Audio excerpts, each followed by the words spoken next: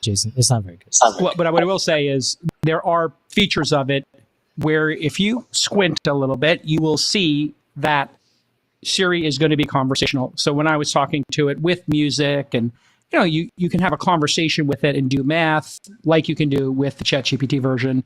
And you have Microsoft doing that with their Copilot, and now Meta is doing it at the top of each one. So everybody's going to try to intercept the queries and the voice interface. So ChatGPT 4 is now up against Meta, Siri, Apple, and Microsoft for that interface. It's going to be challenging. But let's talk about these Meta glasses here. Meta showed off the AR glasses that Nick will pull up right now. These aren't goggles. Goggles look like ski goggles. That's what Apple is doing with their Vision Pro. Or when you see the Meta Quest, how those work. Those are VR with cameras that will create a version of the world. These are actual chunky sunglasses, like the ones I was wearing earlier doing the bit. So these let you operate in the real world and are supposedly extremely expensive. They made 1,000 prototypes. They were letting a bunch of influencers and folks like Gary Vaynerchuk use them, and they're not ready for prime time. But the way they work, Freeberg, is there's a wristband that will track your fingers and your wrist movements. So you could be in a conversation like we are here on the pod, and below the desk, you could be, moving your arm and hand around to be doing replies to, incoming messages or whatever it is. What do you think of this AR vision of the world and Meta making this progress? Well, I think it ties in a lot to the massive distraction. We don't need any more things, any more hardwares trying to take us away from reality. Oh my goodness. The AI discussion, because I think we're really witnessing this big shift and this big transition in computing, probably the biggest transition since mobile. We moved from mainframes to desktop computers. Everyone had kind of this computer on their desktop, but you used a mouse and a keyboard to control it, to mobile, where you had a keyboard and clicking and touching on the screen to do things on it. And now to what I would call this kind of ambient computing method. And, I think the big difference is control and response.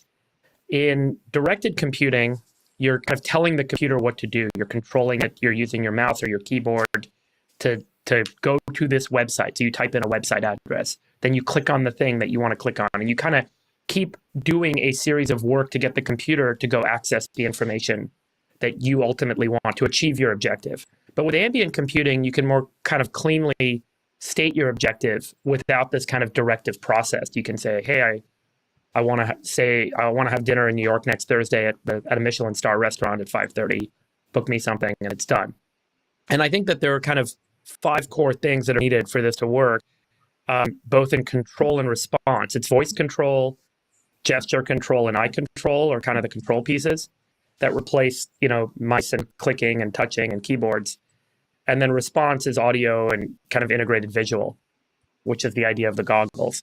Voice control works. Have you guys used the OpenAI voice control system lately? I mean, it is really incredible. I had my earphones in and I was like doing this exercise. I was trying to learn something. So I told OpenAI to start quizzing me on this thing. And I just did a 30-minute walk. And while I was walking, it was asking me quiz questions and I would answer it and tell me I was right or wrong. It was really... Now that's cool. I tried Gemini, but for whatever reason, my earbuds couldn't connect to the voiced AI when I spoke back to it. But when I disconnected my earbuds from the phone, it would hear me and we could have conversations. It's actually quite impressive how fluent it is. It doesn't take too long to think.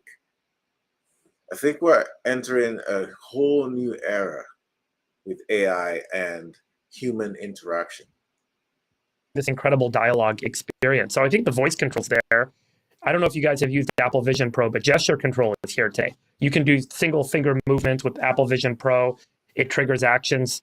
And eye control is incredible. You look at the letters you want to have kind of spelled out, or you look at the thing you want to activate and it does it. So all of the control systems for this ambient computing are there. And then the AI enables this kind of audio response where it speaks to you. And the big breakthrough that's needed, that I don't think we're quite there yet, but maybe Zuck is highlighting that we're almost there, and Apple Vision Pro feels like it's almost there, except it's big and bulky and expensive, is integrated visual, where the ambient visual interface is always there. and you can kind of engage with it.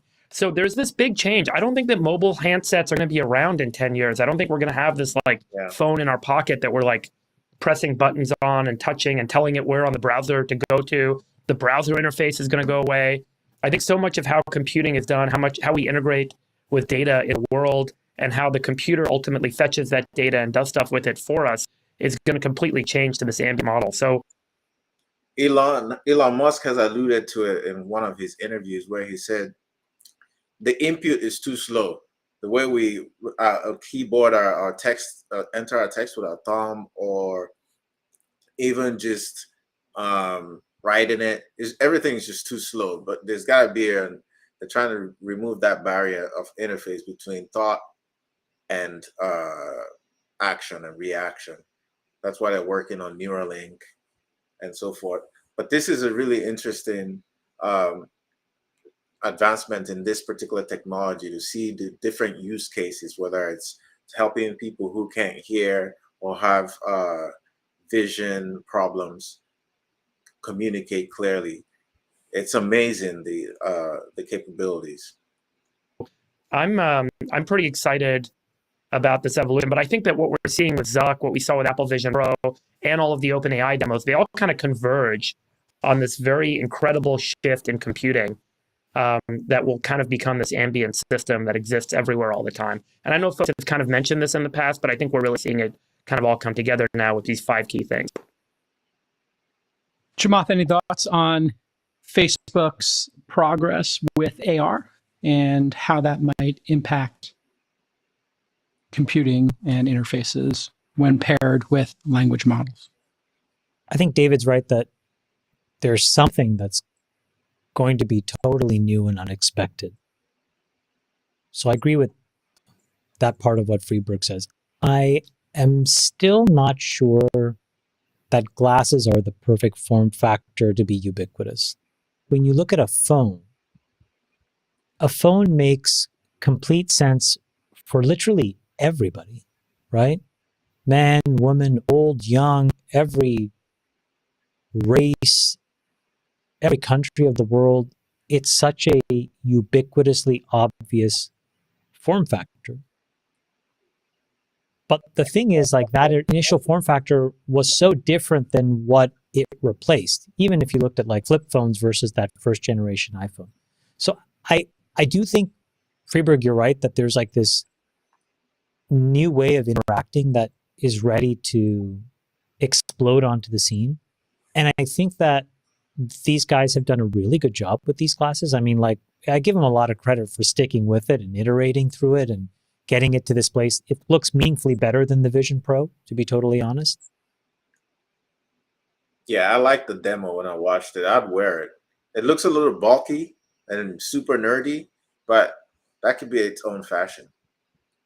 But I'm still not convinced that we've explored the best of our creativity in terms of the devices that we want to use with these AI models. You need some visual interface. I think the question is, where is the visual But interface? do you? Is it in the wall? No, but do Well, you? I mean, when you're asking, like, I want to watch Chamath on Rogan, like, I don't just want to hear, I want to see. Like, when I want to visualize stuff, I want to visualize it. I want to look at the food I'm buying online. I want to look at pictures of the restaurant I'm going to go to.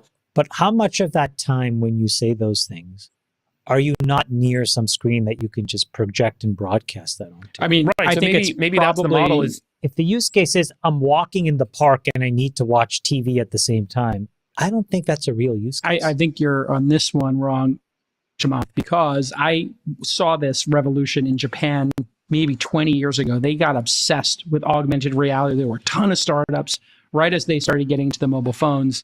And the use cases were really very compelling. And we're starting to see them now in education. And when you're at dinner with a bunch of friends, how often does picking up your phone and, looking at a message disturb the flow? Well, people will have glasses on. They'll be going for walks. They'll be driving. They'll be at a dinner party. They'll be with their kids. And you'll have something on like focus mode, whatever the equivalent is in Apple.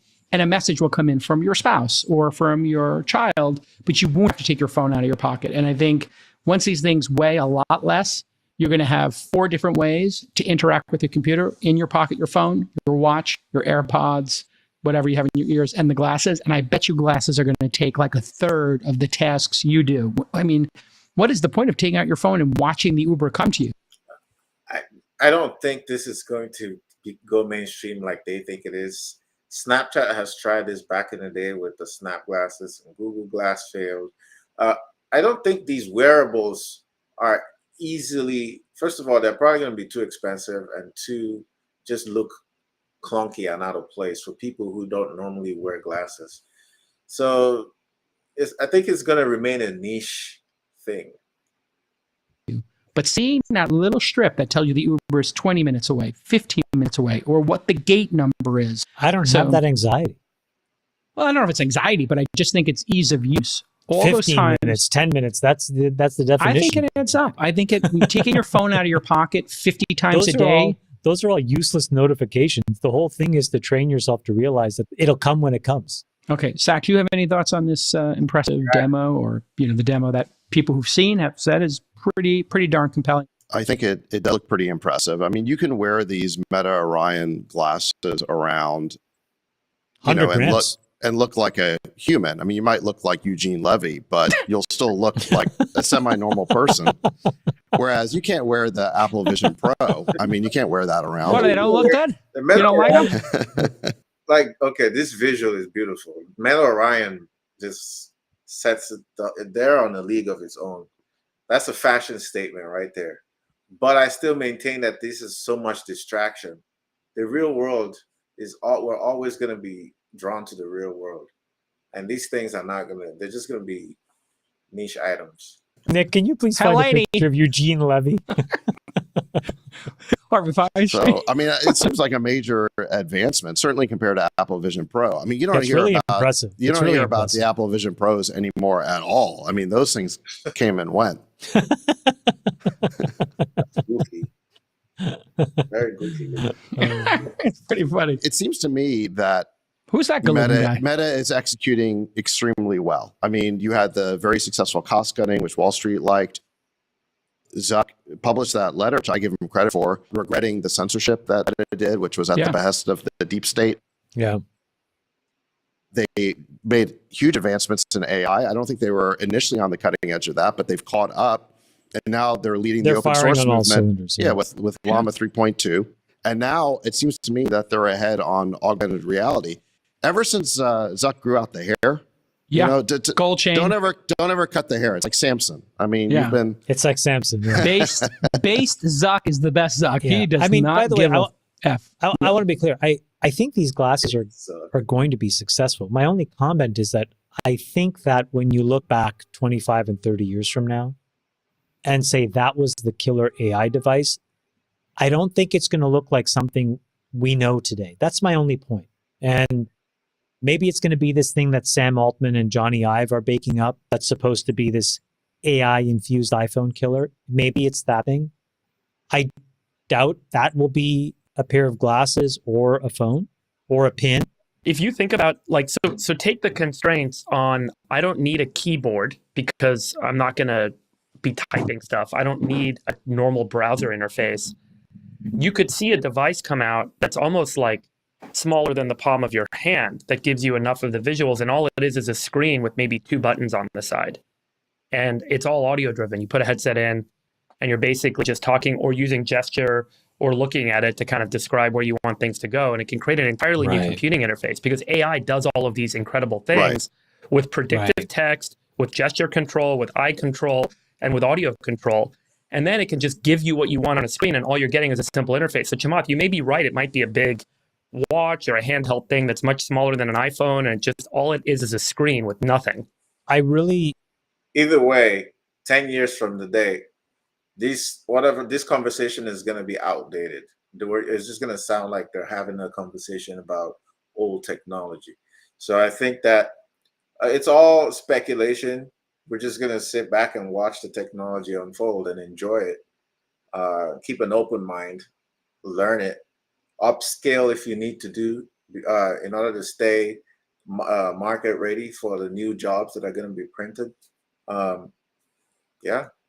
Resonate when you talk about voice, only because I think it's like I think there's like a part of like social decorum that all of these goggles and glasses violate. And I think we're going to have to decide as a society whether that's going to be okay. And I think like when you like go trekking in Nepal, are you going to encounter somebody wearing AR glasses? I think the odds are pretty low, but you do see people today with a phone. So what do they replace it with?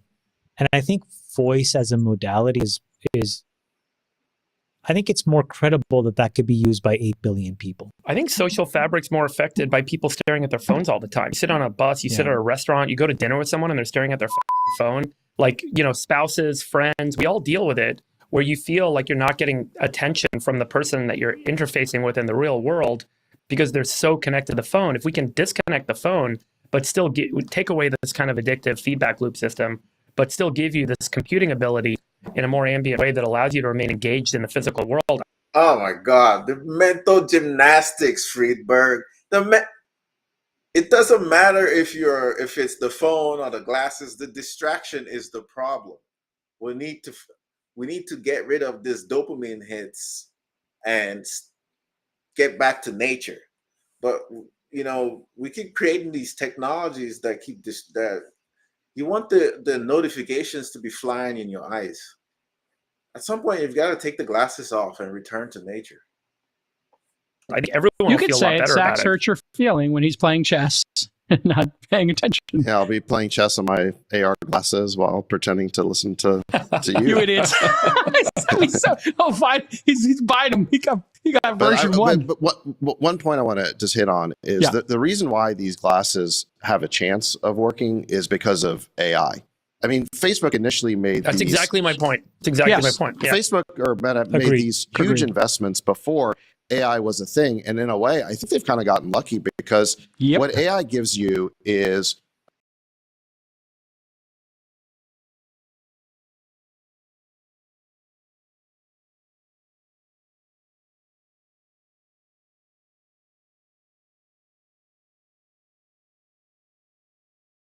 a true in the real world. And I'm telling you, if you guys actually like used it to any extent, if you actually I used it for a day when we were playing poker, and I've never used it again since. Right, which I get, but I do think that it has these tools in it, similar to like the original Macintosh had these incredible graphics editors like Mac Paint and all these things that like people didn't like get addicted to at the time, but they became this like tool that completely revolutionized everything in computing later, and fonts and so on. But like this, I think, has these tools, Apple Vision Pro, with gesture control and the keyboard and the eye control. Those aspects of that device highlight where this could all go, which is this. These systems can kind of be driven without keyboards, without typing, without like moving your finger around, without clicking on buttons. I think that's the key observation. I really agree with what you just said. It's this idea that you're liberated from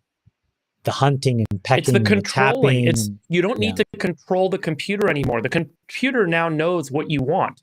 And then the computer can just go and do the work. Well, and this is respond. So now this is the behavior change that I don't think we're fully giving enough credit to. So today, part of what Jason talked about, what I called anxiety, is because of the information architecture of these apps. That is totally broken. And the reason why it's broken is when you tell an AI agent, get me the cheapest car right now to go to XYZ place. It will go and look at Lyft and Uber and whatever. It'll provision the car, and then it'll just tell you when it's coming. And it will break this cycle that people have of having to check these apps for what is useless filler information. And when you strip a lot of that notification traffic away, I think you'll find that people start looking at each other in the face more often. And I think that that's a net positive. So will Meta sell hundreds of millions of these things? I suspect probably. But all I'm saying is if you look backwards 30 years from now, what is the device that sells in the billions? It's probably not a form factor that we understand today. I just want to point out, like the form factor you're seeing now is going to get greatly reduced.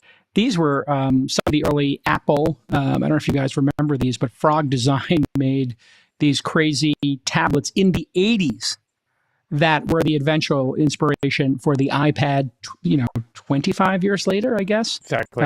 And so that's the journey we're on here right now. This clunky, and these are not functional Look prototypes, at the Apple obviously. Newton, dude. The Apple Newton is like exactly. the perfect. People forget about that. And then it turns out, hey, you throw away the stylus and you got an iPhone, right? And everything gets a million X better. The other subtle thing that's happening, which I don't think we should sleep on, is that the AirPods are probably going to become much more socially acceptable to wear on a 24/7 basis because of this feature that allows it to become a useful hearing aid. And I think as it starts being worn in more and more social environments, and as the form factor of that shrinks, that's when I really do think we're going to find some very novel use case, which is, very unobtrusive. It kind of blends into your own physical makeup as a person without it really sticking out. I think that's when you'll have a really killer feature. But I think that the AirPods as hearing aids will also add a lot. So Meta's doing a lot, Apple's doing a lot, but I don't think we've yet seen the super killer hardware device yet. And there was an interesting waypoint. Microsoft had the first tablets. Here's the Microsoft tablet for those of you watching. That came, I don't know. I don't know what the joke is, Jason. This looks pretty decent to me. If that's what they had back in the day, they were pretty close. I don't know what's so funny about it. Late 90s or early 2000s, Friedberg, if you remember it. These incredibly. Oh, basically means that they haven't improved that much since then. Should have gotten rid of the hardware by now. Bulky tablets that Bill Gates was bringing to all the events. 99, 2000, that era. So you get a lot of false starts. They're spending, I think, close to $20 billion a year on this AR, VR stuff. Anyway, we're definitely on this path to ambient computing. I don't think this absolutely. whole hey, you got to control a computer thing is anything my kids are going to be doing in 20 years. This is the convergence of 3 or 4 really interesting technological waves. All right, just dovetailing with tech jobs and the static team size, there is a report of a blue-collar boom. The tool belt generation is what Gen Z is being referred to as. A report in the Wall Street Journal reports, hey, tech jobs have dried up. We're all seeing that. And according to Indeed, developer jobs down more than 30% since February of 2020, pre-COVID, of course. If you look at layoffs.fyi, you'll see all the tech jobs that have been eliminated since 2022, over 500,000 of them. Bunch of things at play here. And the Wall Street Journal notes that entry-level tech workers are getting hit the hardest, especially all these recent college graduates. And if you look at historical college enrollment, let's pull up that chart, Nick. You can see here undergraduate, graduate, and total with the red line. We peaked at 21 million people in either graduate school or undergraduate in 2010, and that's come down to 8.6 million. At the same time, obviously, in the last 12 years, you've had the population has grown. So this is even, if it was a percentage basis, would be even more dramatic. So what's behind this? A poll of 1,000 teens this summer found that about half believe a high school degree, trade program, or 2-year degree best meets their career needs, and 56% said real-world on-the-job experience is more valuable than obtaining a college degree, something you've talked about with your own personal experience, Chamath, at Waterloo, doing apprenticeships, essentially. Your thoughts on Generation Tool Belt? Such a positive trend. I mean, there's so many reasons why this is good. I'll just list a handful that come to the top of my mind. The first, and probably the most important, is that it breaks this stranglehold that the university education system has on America's kids. We have tricked millions and millions of people into getting trillions of dollars in debt on this idea that you're learning something in university that's somehow going to give you economic stability and ideally freedom. And it has turned out for so many people to not be true. It's just so absurd and unfair that has happened. It's a scam. So if you can go and get a trade degree and live a economically productive life where you can get married and have kids and take care of your family and do all the things you want to do, that's going to put an enormous amount of pressure on higher ed. Why does it charge so much? What does it give in return? That's one thought. The second thought, which is much more narrow, Peter Thiel has that famous saying where if you have to put the word science behind it, it's not really a thing. And what we are going to find out is that that was true for a whole bunch of things where people went to school, like political science and social science. Yeah. social science. But I always thought that computer science would be immune. But I think he's going to be right about that too, because you can spend $200,000 or $300,000 getting in debt to get a computer science degree, but you're probably better off learning JavaScript and learning these tools in some kind of a boot camp for far, far less and graduating in a position to make money right away. So those are just two ideas. I think that it allows us to be.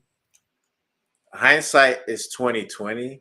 Obviously, for that to technology had to advance to where it is. YouTube had to get to where it is for these statements to be true.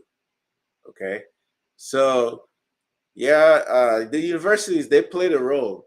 Now they've basically, it's a scam. Everyone agrees now. We've seen it for what it is. Education should be way cheaper, and it's going to be deflationary. The universities will have to innovate to stay alive, or they're just going to be replaced. There's a lot of newer academies, like the Peterson Academy, as starting to spring up and provide quality education. A better functioning society. So I am really supportive of this trend. Zach, your thoughts on this generation tool belt we're reading about, and the sort of combination with static team size that we're seeing in technology, companies keeping the number of employees the same or trending down while they grow 30% year over year. Oh my God, I'm like so sick of this topic of job loss or job disruption. I got in so much trouble last week. You asked a question about whether the upper middle class is going to suffer because they're all going to be put out of work by AI. And I just kind of brushed it off, not because I'm advocating for that, but just because I don't think it's going to happen.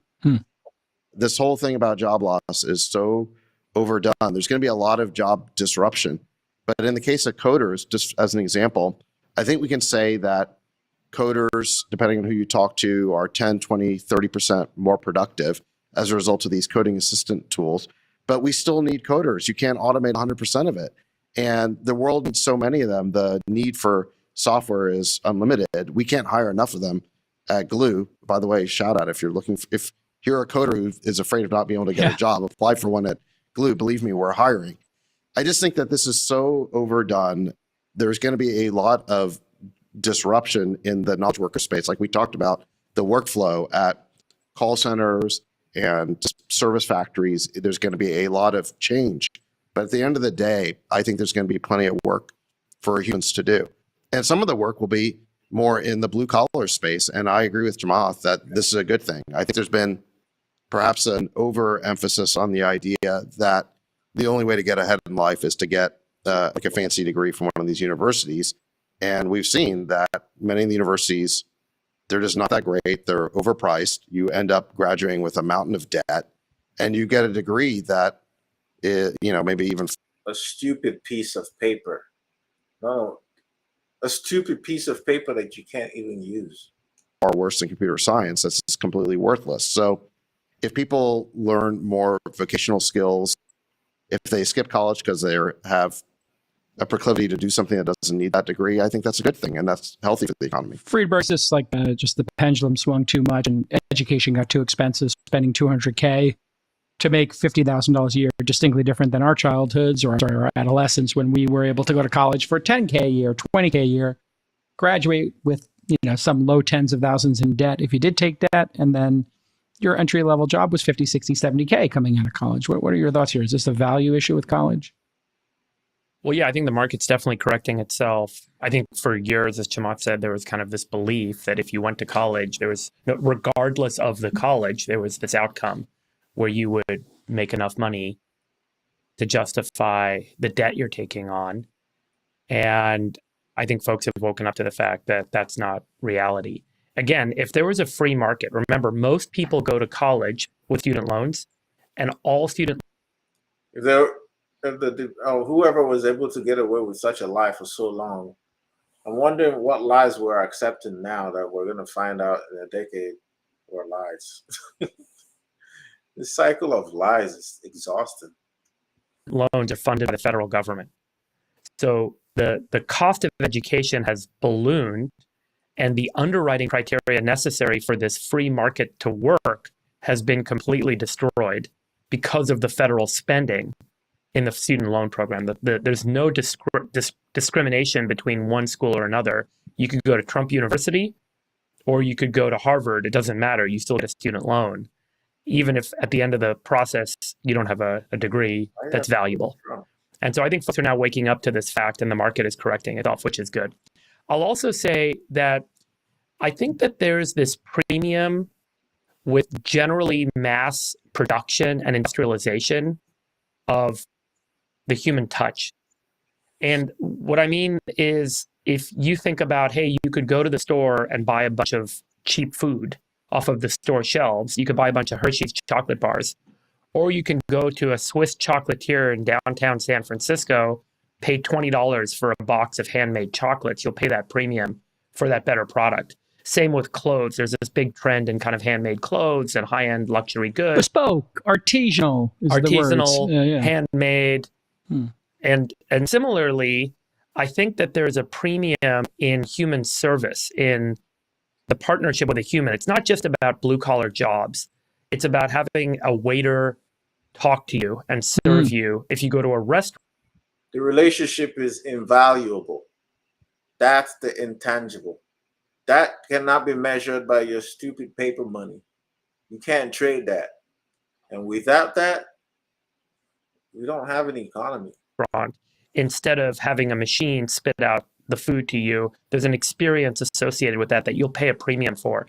There's hundreds and hundreds of microbreweries in the United States that in aggregate outsell Budweiser and Miller and even Modelo today. And that's because they're handcrafted by local people and there's an artisan craftsmanship. Yeah. So while technology and AI are going to completely reduce the cost of a lot of things and increase the production and productivity of those things, one of the complementary consequences of that is that there will be an emerging premium for human service.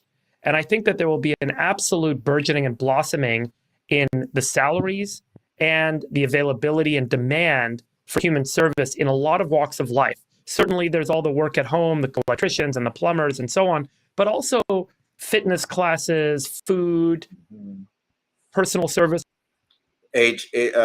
Elderly care. There's a lot of elderly out there that are lonely. They don't have family, and they're sitting out in nursing homes just languishing.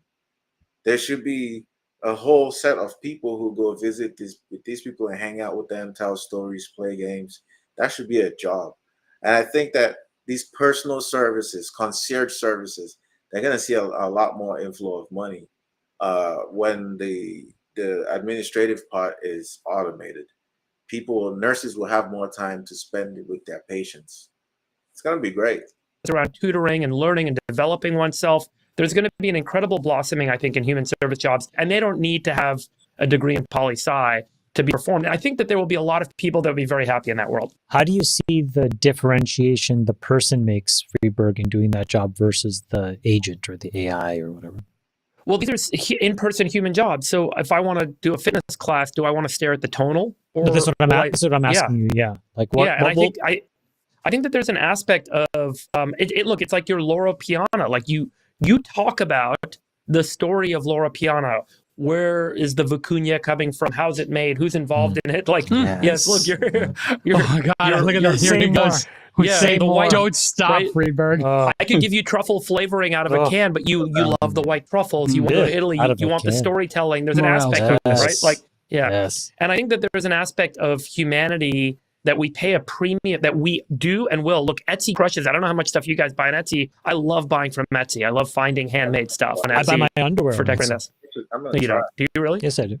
Yeah. Handcrafted. So I think, handmade. So I think that there's an aspect of this that in a lot of walks of life. I mean, I have so many jokes right now. I don't know where to go with it. What is? I've never used Etsy, but I'm going to try it now after this. Have you guys taken music lessons lately? You know, my kids do piano lessons, and so last year I started ducking in to do a 45-minute piano lesson with a piano teacher. There's just like a great aspect to paying for these services. Freeberg is dropping like it's like okay, GQ points is all the way up for Freeberg. Let's go. To getting fascinating to bring that up. Oh, here we go. You can play the harmonica? Really? I've just I've been playing some. I want to play some Zach Bryan songs. He's got a couple songs I like with a harmonica in them. So I just got a harmonica. My daughter and I have been playing harmonica. Yeah. Teaching yourself? Let's hear it. Yeah. Let's hear it. No, Let's hear I'll play it next week. I'm deep in the laboratory. It's not a bit. It could be a bit, but it could be a bit. I'll write you a song next week. He's a little shy. He's a little shy. No. I'll write a Trump song for you. I'll do the trials and tribulations of Donald Trump, and I'll do a little Bob Dylan send-up song for you. Did you see that interview with Bob Dylan? I don't know when it was recently, about how and Ed writing Bradley, the lyrics. that clip. The Ed Bradley clip's amazing. With Ed Bradley clip About magic. Yeah, well, some of those songs, I don't know how I wrote them. They just came out, and the best part is what he says. What he says do that anymore. He's like, no, but I did it once. No, but I did it once. What an incredible. That means something. Wow. Yeah. Eclipses really of both the sun really and grounding. moon. It's really grounding. You understand? Too soon, there is no chance of dying. J. Kyle, you don't have to keep talking. Let the other people finish. Oh my gosh. Yeah, that's an incredible clip. Yeah, all right, you guys want to wrap, or you want to keep talking about more stuff? We were at 9 minutes. Let me just tell you something. I think there's going to be a big war. I think by the time the show airs, Israel's incursion to Lebanon is going to get bigger. It's going to escalate. And by next week, we could be in a full-blown multinational war in the Middle East. And if I am, a betting man, I would bet that the odds are, more than 30-40% that this happens before the election, that this conflict in the Middle East escalates. Thank you for bringing this up. I am not asking anybody to go listen to my interview with Rogan. But I will say this, part of why I was so excited to go and talk to him in a long form format was this issue of war is, I think, the existential crisis of this election and of this moment. And I really do agree with you, Freeberg. There is a non-trivially high probability, the highest it's ever been, that we are just bumbling and sleepwalking into a really bad situation we can't walk back from. I really hope you're wrong. And here's the situation. When these billionaires or really quote unquote successful people are on YouTube feeling helpless, it just makes me realize that a lot of these things that we consider metrics of success are not. This measurement that we do where we call billionaires like the all-knowing, and we hang on to every word that come out of their mouth. That culture is just stupid. We're all human, and we're all fighting. We're all in this grand adventure. And I think that you just put your best foot forward and let the chips fall where they may. I really hope you're wrong. If Israel incurs further into Lebanon, going after Hezbollah, and Iran ends up getting involved in a more active way, does Russia start to provide supplies to Iran like we are supplying to Ukraine today? Does this sort of bring everyone to a line? Just to give you a sense, of the scale of what Israel could then respond with, Iran has 600,000 active duty military, another 350,000 in reserve. They have dozens of ships. They have 19 submarines. They have a 600-kilometer range missile system. Israel has 170,000 active duty and 500,000 reserve personnel, 15 warships, 5 submarines, potentially up to 400 nuclear weapons, including a very wide range of tactical sub-1 kiloton nuclear weapons, small payload. You could see that if Israel starts to feel incurred upon further, they could respond in a more aggressive way with what is, by far and away, the most significantly stocked arsenal and military force in the Middle East. Again, we've talked about what are these other countries going to do? What is Jordan going to do in this situation? How are the Saudis going to respond? What is Russia going to do? Well, the Russia-Ukraine thing, meanwhile, still goes on. And we saw in our group chat, one of our friends posted, but Russia basically said, any more attacks on our land, we reserve all rights, including nuclear response. That is insane. Well, so just to give you a sense, and It's Nick, insane. How are we here? Yeah. So the nuclear bombs that were set off during World War II, I just want to show you how crazy this is. Do you see that image on the left? That all the way over on the left, that's a bunker buster. You guys remember those from Afghanistan and the damage that those bunker buster bombs caused? Hiroshima is a 15 kiloton nuclear, and you can see the size of it there on the left. That's a zoom in of the image on the right. The image on the right starts to show the biggest ever tested was Tsar Bomba by the Soviets. This was a 50 megaton bomb. It caused shockwaves that went around the Earth 3 times. They could be felt as seismic shockwaves around the Earth 3 times from this one detonation. Today, there are a lot of 0.1 to 1 kiloton nuclear bombs that are kind of considered these tactical nuclear weapons that kind of fall closer to between the bunker buster and the Hiroshima. And that's really where a lot of folks get concerned that if Israel or Russia or others get cornered in a way, and there's no other tactical response, that is what then gets pulled out. Now, if someone detonates a 0.1 or 1 kiloton nuclear bomb, which is going to look like a mega bunker buster, what is the other side and what's the world going to respond with? That's how on the brink we are. And there's 12,000 nuclear weapons with an average payload of 100 kilotons around the world. The US has a large stockpile. Russia has the largest. Many of these are hair trigger alert systems. China has the 3rd largest, and then Israel and India and so on. It is a very concerning situation because if anyone does get pushed to the brink that has a nuclear weapon and they pull out a tactical nuke, does that mean that game is on? And that's why I'm so nervous about where this all leads to if we can't decelerate. It's very scary because you could very quickly see this thing accelerating. I am the most objectively scared I've ever been. And I think that people grossly underestimate how quickly this could just spin up out of control. And you mean your money can't save you, bruh? Why can't the money save us? Right now, not enough of us are spending the time to really understand why that's possible, and then also try to figure out what's the off-ramp. And I think it's just incredibly important that people take the time to figure out that this is a non-zero probability. And this is probably for many of us the first time in our lifetime where you could really say that. Well, I think Freeberg's right that we're at the beginning stages of, I think, what will soon be referred to as the 3rd Lebanon War. The first one was in 1982. Israel went into Lebanon and occupied it until 2000. Then it went back in 2006, left after about a month, and now we're in the 3rd war. It's hard to say exactly how much this will escalate. The IDF is exhausted after the war in Gaza. There's significant opposition within Israel and within the armed forces to a big ground invasion of Lebanon. So far, most of the fighting has been Israel using its air superiority, overwhelming firepower against southern Lebanon.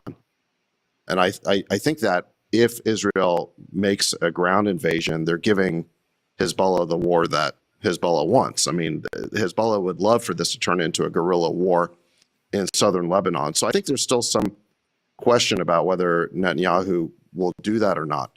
At the same time, it's also possible that Hezbollah will attack northern Israel. Nasrallah has threatened to invade the Galilee in response to what Israel is doing. So there's multiple ways this could escalate. And if Hezbollah and Israel are in a full-scale war with ground forces, it could be very easy for Iran to get pulled into it on Hezbollah's side. And if that happens, I think it's just inevitable that the United States will be pulled into this war. So yeah, look, I think we are drifting and we have been drifting into a regional war in the Middle East that, ideally would not pull in the U.S. I think the U.S. should try to avoid being pulled in, but I think very likely will be pulled in if it escalates. And then meanwhile, in terms of the war in Ukraine, I mean, I've been warning about this for 2.5 years, how dangerous the situation was. And that's why we should have availed ourselves of every diplomatic opportunity to make peace. And we now know, because there's been such universal reporting, that in Istanbul, in the first month of the Ukraine war, there was an opportunity to make a deal with Russia where Ukraine would get all of its territory back. It's just that Ukraine would have to agree not to be part of NATO. It'd have All right. Let's stop revisiting the past. Let's go ahead and what are the solutions? How do we stop this war? to agree to be neutral and not part of the Western military bloc that was so threatening to Russia. The Biden administration refused to make that deal. They sent in Boris Johnson to scuttle it. They threw cold water on it. They blocked it. They told Zelensky, we'll give you all the weapons you need to fight Russia. Zelensky believed in that. It has not worked out that way. Ukraine is getting destroyed. It's very hard to get honest reporting on this from the mainstream media, but the sources I've read suggest that the Ukrainians are losing about 30,000 troops per month. And that's just KIA. I don't even think that's wounded. That on a bad day, they're suffering 1,200 casualties. It's more than even during that failed counteroffensive last summer that Ukraine had. During that time, they were losing about 20,000 troops a month. So the level of carnage is escalating. Russia has more of everything, more weapons, more firepower, air superiority, and they are destroying Ukraine. And it's very clear, I think, that Ukraine, it could be in the next month, it could be in the next 2 months, it could be in the next 6 months, I think they're eventually going to collapse. They're getting close to being combat incapable. And in a way, that poses the biggest danger, because the closer Ukraine gets to collapse, the more the West is going to be tempted to intervene directly in order to save them. And that is what Zelensky was here in the US doing over the past week, is arguing for direct involvement by America in the Ukraine war to save him.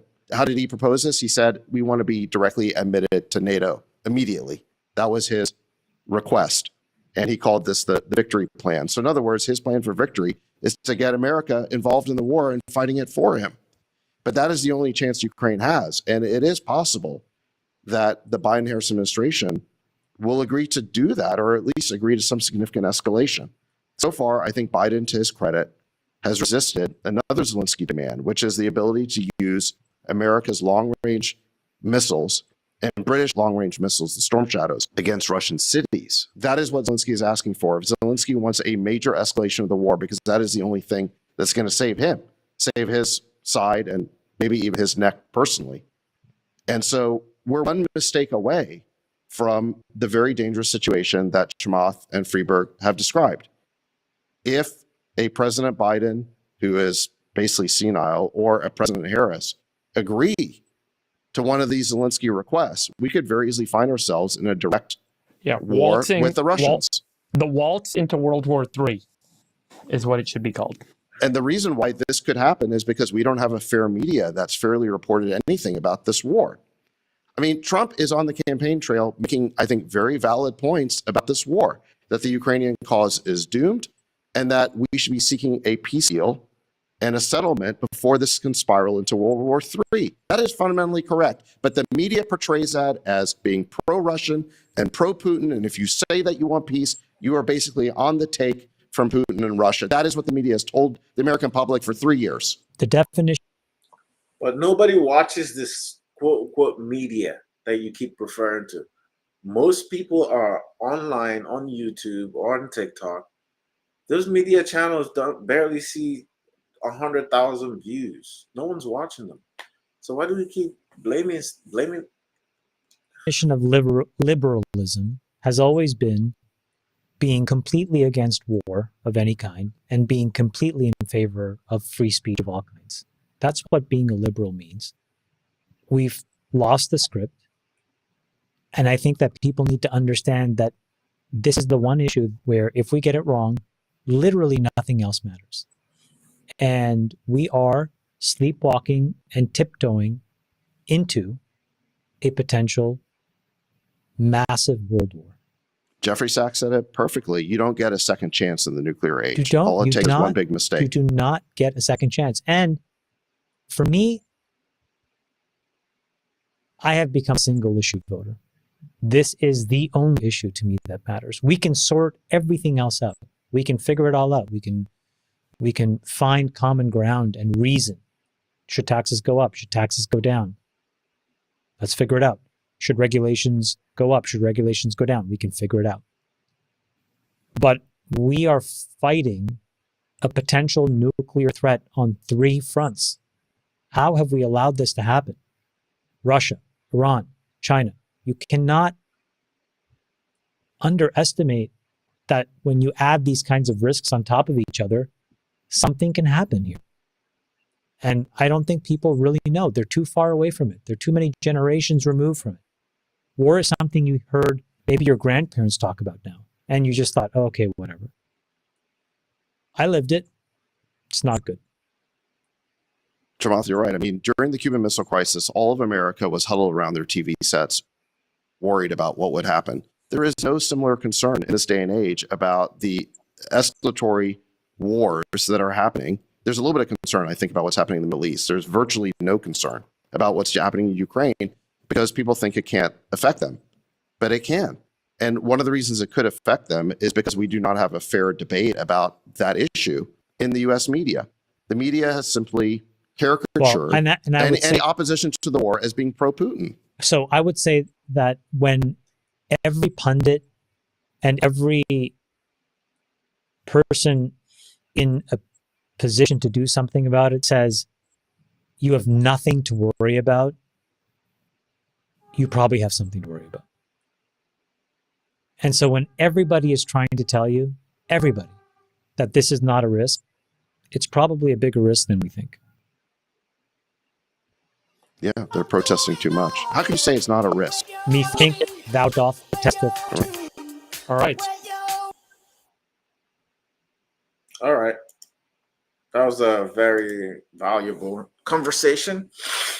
Yeah, it's very scary that we're waltzing into World War III, like Sachs described. I think also what that underscores is there's no shock absorber in our system. I expect that when something that is of national security, threatening national security at this scale, I expect that our system would alarms and our politicians and our governments will get into emergency mode so we can have conversations on how to broker peace in that region so we don't escalate it. But it seems reversed. On the contrary, they spend more time debating how they can escalate the war and the conflict. I don't know what's going on. Maybe this is just what was meant to happen. We're in this for the ride. And like I said, I'll just do my best. Like I said, do your best, kid. Do your best, live your best life, and, let the chips fall where they may. Thanks for watching, folks. Until next time, be blessed. Bye-bye.